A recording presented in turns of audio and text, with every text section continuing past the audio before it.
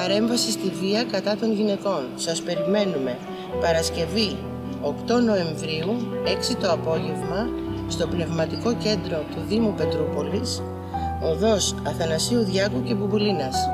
Καλεσμένοι μας, ο γνωστός δημοσιογράφος Πάνος Όμπολος, πρώην πρόεδρος της ΙΕΑ. Θα μας μιλήσει για το θέμα ενδοοικογενειακή βία και παραβατικότητα ανηλίκων. Μαζί μας θα είναι ο Θανάσης Κατερινόπουλος, ταξίαρχος 1 Αποστρατεία. Πόσο ευθύνεται η οικογένεια? Μαζί μας επίσης θα βρίσκεται και ο Ηλίας Σιδέρης, ποινικολόγος.